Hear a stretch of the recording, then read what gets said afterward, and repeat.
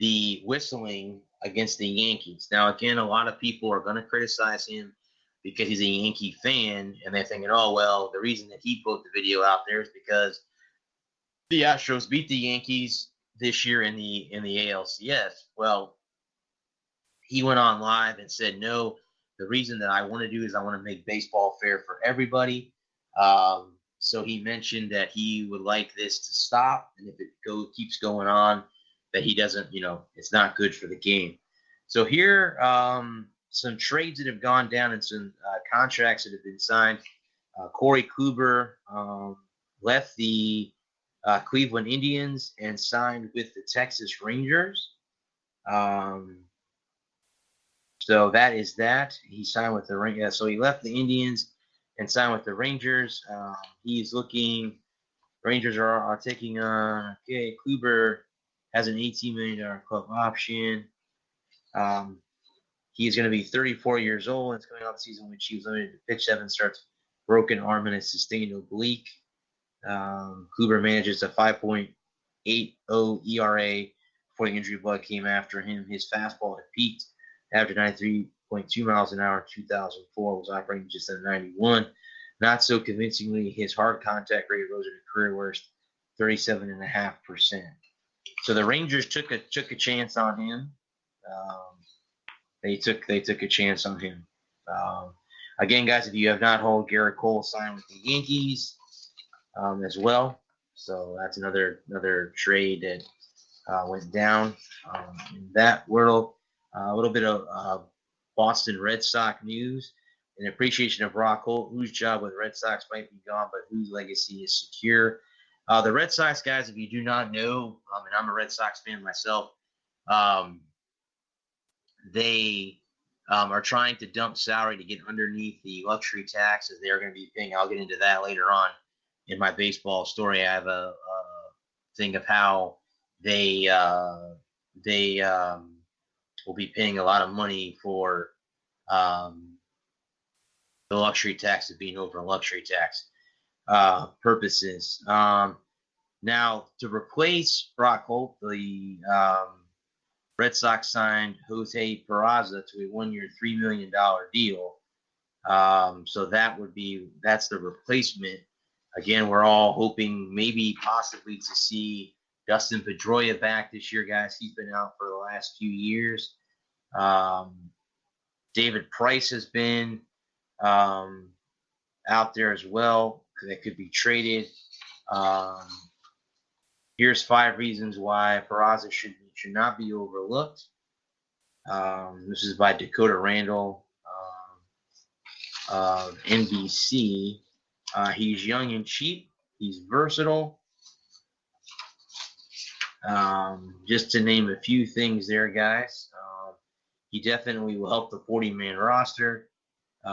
Again, this might be one of those seasons, guys, if, my fellow Red Sox fans out there, this might be a season where we might be, in the middle of the pack this year.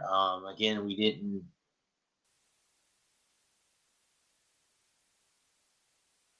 fail to make the playoffs last year.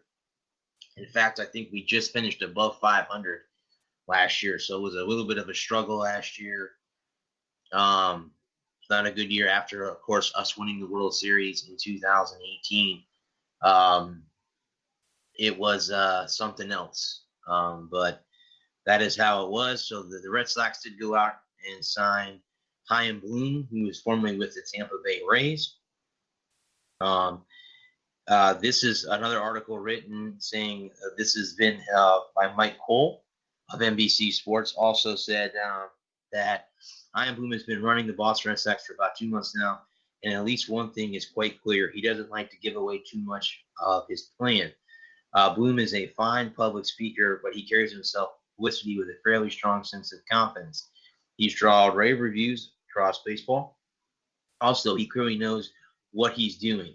But every time he speaks, he does so in such dry generalities, a clear strategy that allows him to avoid delusioning most tangible information.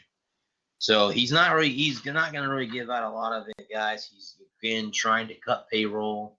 Mookie Betts is another guy that could be on the trading block. David Price has been talked about. there's been a lot of guys, a lot of the big name players on the Red Sox that are out there to be traded because, again, they're trying to cut salary in Boston. So that's what they're going to do. That another big contract that was signed was Madison Bumgarner. He signed a contract with the Arizona Diamondbacks, 5 years, $85 million. Reportedly 5 years, $85 million. So he will be with the Diamondbacks next year. He leads the Giants. So that was signed earlier this week.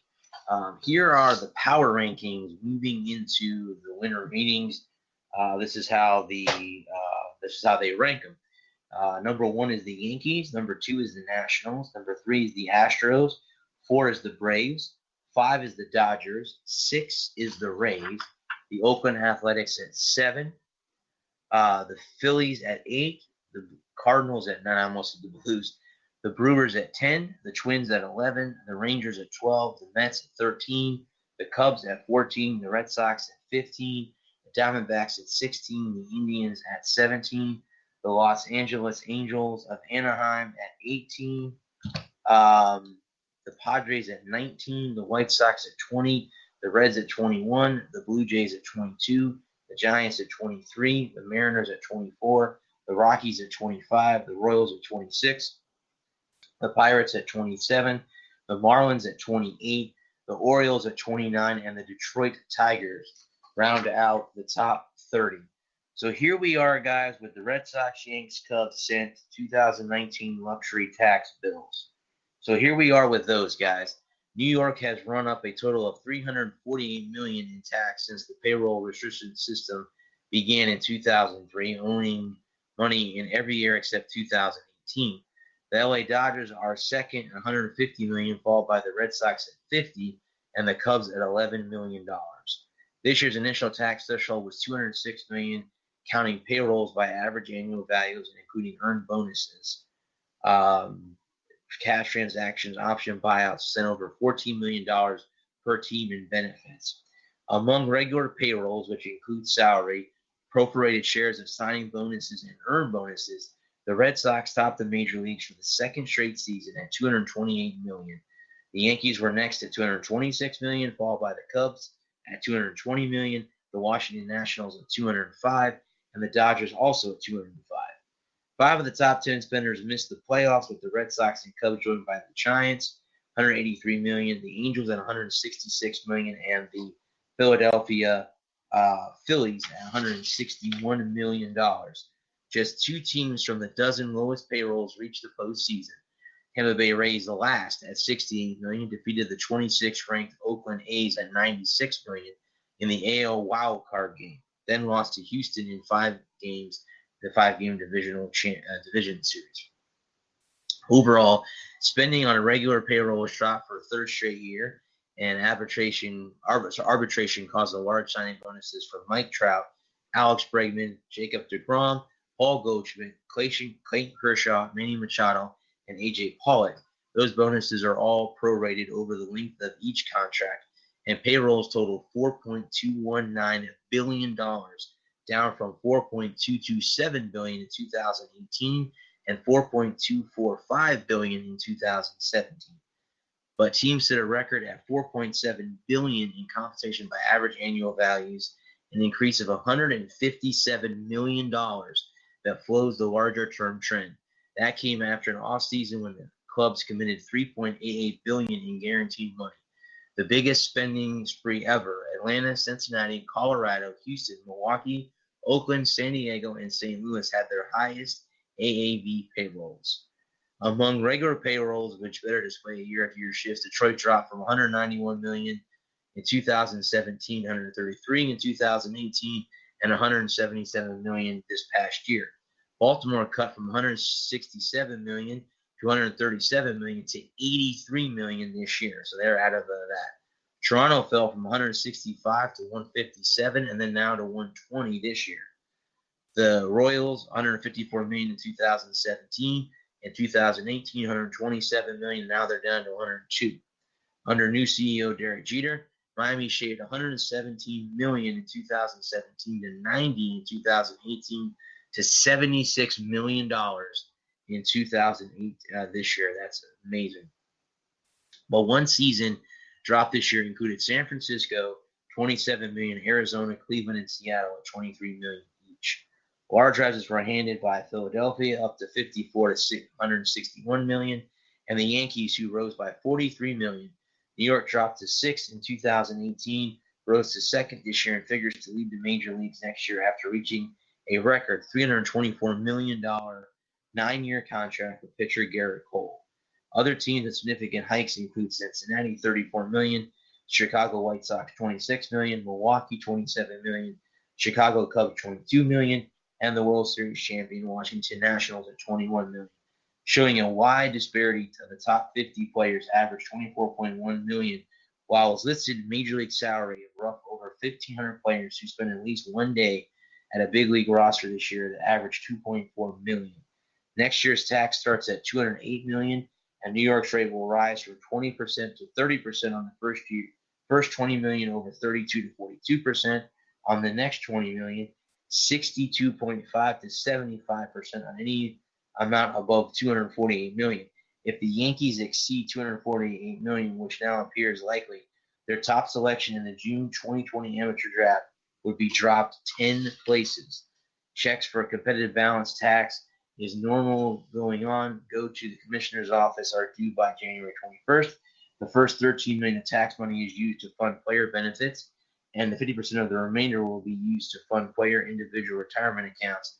The other 50 remainder will be given to teams not over the tax threshold of $279,000 per club.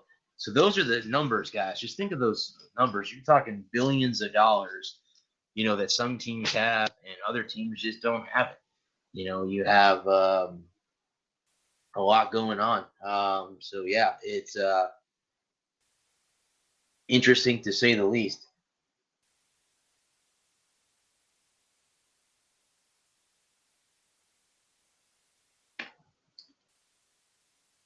All right, guys. So let's go ahead now. I'm going to get into football before I do see that I have Lewis on the line. Let me get into college football, and then of course we'll do some NFL, and then we'll go ahead and talk to Lewis as I do every week. Speaking of that, guys, before I go on to football, I want to say Lewis is hanging on the line here listening. There's a show called The Shores of Lake Erie. It's a show that it's on the network that my Tampa Talk Radio is on. Take a listen there, guys. I've got to listen to the show. The host is Bette Cannelly, very, very well-spoken woman. I got to listen to the show the other day. 4 people are on that show, guys, and they talk about everything. So mostly about, Cleveland and the Cleveland area. But I'll talk to Lewis about that when I bring him on. But that's a very, very good show, and I admit, checking it out. They were talking earlier about, are baseball players worth what their salary shows? And a lot of people on the show said no, and I agree with that. I don't really know. I think I had that conversation the other day, that, and nothing against baseball players, guys, but you're not getting banged into a board. You're not getting a puck shot at you. You're not getting tackled. You're not, running up and down a court where someone can elbow you as you go to dunk. So, I mean, between baseball and basketball players, hockey players are the lowest paid, and they take the most beating of any athlete out there other than maybe soccer players. So, again, guys, let's get into college football. And in case you didn't watch over the weekend, the Heisman Trophy was handed out and went to quarterback Joe Burrow of the LSU Tigers. If you guys did not see his acceptance speech, hop on there, man. That is one humble young man out of LSU. He came from a bad part of Ohio, but he is a humble guy. I got to listen to his speech on Twitter the other day, so go on there.